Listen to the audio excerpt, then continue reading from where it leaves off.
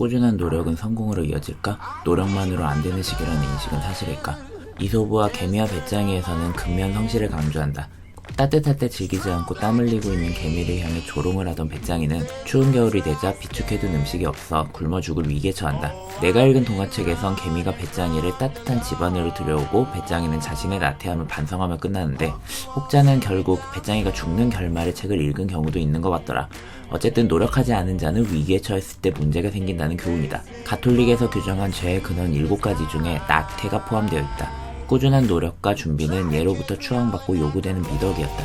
당연히 배짱이보다 개미처럼 살아야겠구나 생각하며 살았다. 이 생각에 의심이 없었다. 그러나 요즘은 시선이 달라졌다. 개미를 미련하게 보고 배짱이처럼 살자는 이야기가 나온다. 개미가 비축해둔 음식으로 추운 겨울 좁은 집에서 오들오들 떨고 있을 때 배짱이는 일약 스타덤에 올라 호화로운 집에서 살고 있는 동화 비틀기가 있을 정도다. 상담사라는 직업상 학생들을 만나는 경우가 많은데 얘네들도 마찬가지다. 착하게 또는 열심히 살아봤자 바보일 뿐이고 돈이나 많았으면 좋겠다는 생각. 돈이 없다면 절약보단 현재를 즐기는 게 낫다는 생각이 만연하다. 심지어 초등학교에서도. 사회를 꿰뚫는 키워드를 보더라도 이러한 현상이 나타난다. 지금 이 순간을 행복하게 즐기는 것이 중요하다는 욜로족의 출현. 일만큼 일상생활도 중요하므로 밸런스를 맞추자는 워라밸. 근면함과 성실함, 나아가 인내와 숙고를 얘기하며 꼰대 취급당하며 비난받는 분위기. 좋아하는 것을 하면서 돈도 많이 벌 수 있는 유튜버가 희망 장래 1위로 올라온 현상을 보면 알 수 있다. 배짱이가 추앙받는 시대다. 다만 나는 이런 현상이 씁쓸하다. 배짱이가 추앙받는 이유가 배짱이 개인이 가진 끼와 능력을 주목해서가 아니기 때문이다. 오히려 대체 얼마나 개미처럼 살아 편한 날이 오는 건데 아무리 개미처럼 죽어라 이래도 가진 놈들은 더 잘 살고 나는 올라갈 수가 없어. 개미처럼 사는 게 병신 같은 거야. 개미처럼 살아봤자 나아지는 건 없더라는 깊은 우울감과 무기력 때문이기 때문에 더 그렇다. 2019년 발표했던 이상심리학 저널의 한 연구에서 10대 우울증이 2009년에서 2017년 사이에 60% 이상 증가했다고 발표했다. 이에 따라 자살 미수 등의 심리적 고통 역시 상승 추세를 보였다.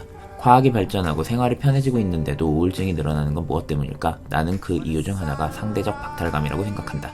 네이처지에 게재된 2019년 기사에 따르면 직업에서 스트레스를 받거나 더 많은 시간을 소요한다고 해도 그것이 더 이상 음식, 건강, 안전에 대해 걱정할 필요가 없을 정도의 충분한 자금을 얻을 수 있는 기회가 된다면 대체로 긍정적인 심리적 영향을 준다고 밝혔다. 즉, 근면 성실의 이유는 마음 졸이지 않고 살 수 있는 안정성 때문이다.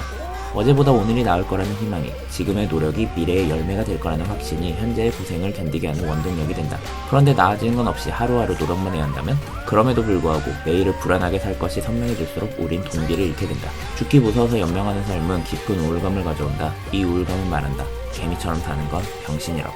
하지만 이는 사실이 아니다. 개미의 근면 성실함은 옳다. 꾸준한 노력은 사람을 발전시킨다. 다양한 기회를 열어주고 생각하지 못한 가능성을 만든다. 지금부터 할 얘기가 혹 배짱이에 대한 비난으로 들리지 않았으면 한다. 각자가 가진 장점을 마음껏 발휘하자는 얘기니까.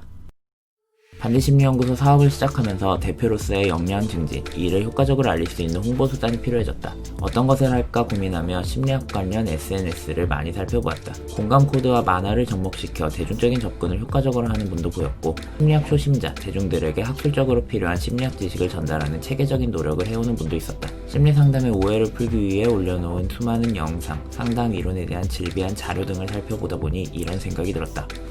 왜 이렇게 다들 심리 상담이 특별한 것처럼 써놨지? 특별한 건 멋있다. 그러나 대중성이 떨어진다. 난 심리학자도 상담사도 특별하지 않다고 생각한다. 사람 사는 세상이고 그 안에 훌륭한 사람도 그렇지 않은 사람도 있다는 걸 알려주고 싶었다. 이런 가면 벗은 친근함이 대중에게 주는 의미가 분명히 있을 거라 확신했다. 그래서 나는 채널 내에 다양한 컨텐츠를 만들었다. 심리상담 초심자를 위한 이론 공부 컨텐츠, 심리상담 업계 현실을 얘기하는 폭로 컨텐츠, 일상생활 심리학 지식의 개그를 접목한 컨텐츠까지. 소정의 목적만큼의 관심을 받고 있느냐 물으면 대답은 아니오다. 구독자 수, 조회수, 추천과 댓글의 수 모두 많다고 할 수 없다. 가끔씩 나 도대체 뭐하고 있는 거지? 이런 자주적인 순간 역시 당연히 있다.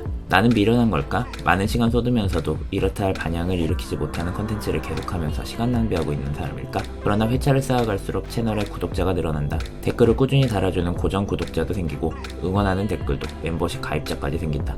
수개월간 쌓은 내 가치관과 생각에 동조하며 개인 상담을 요청해오는 이들도 생겼으며 무엇보다 상담자로서 내 역량이 늘어나고 있음을 스스로 느낀다. 한두 번 업로드하고 반응 없다고 접었다면 느낄 수 없었을 경험이다. 시간과 노력은 곧 정보가 된다. 묵묵히 쌓아올린 꾸준함은 결국 변화를 만든다. 스쳐 지나가다 나를 알아본 사람들은 결국 이런 생각을 한다. 여기 좋은 자료 많네? 왜 이제야 알게 됐지? 꾸준한 노력은 나를 배반하지 않는다. 그러니 자신있게 말할 수 있다. 개미는 바보가 아니라고. 살다 보면 언젠가 나에 대해 고민하고 돌아보는 순간이 온다. 진지해지는 때인데 흔히 좌절, 실패 등으로 나의 한계를 만났을 때 온다. 그 순간 내 소중에 가진 것이 없다면 일어설 수 없다. 과거만 보겠지. 왜 넘어졌지? 나도 옆 사람처럼 길이 조금만 평탄했다면 넘어지지 않았을 텐데.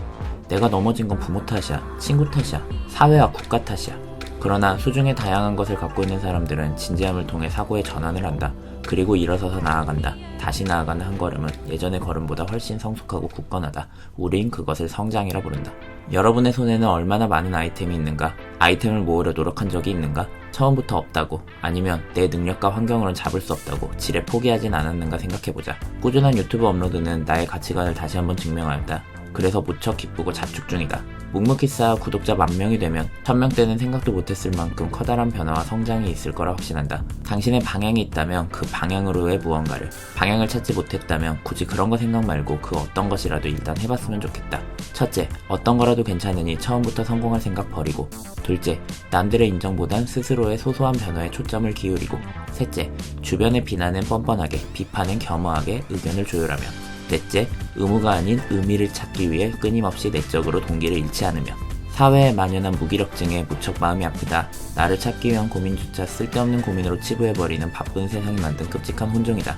이를 떨쳐낼 수 있는 노력이 반디심리연구소의 모토이자 목표이기도 하다. 그러려면 나의 근면성실함이 본보기가 될 수 있어야겠지. 그러니 나는 여전히 배짱이처럼 내가 가진 능력과 끼를 개미처럼 꾸준히 쌓아가겠다. 아직도 하고 싶은 게 많다. 그게 다 성공할진 모른다. 하지만 이거 역시 시작하는 마음가짐은 마찬가지다. 해보자. 경험이니까.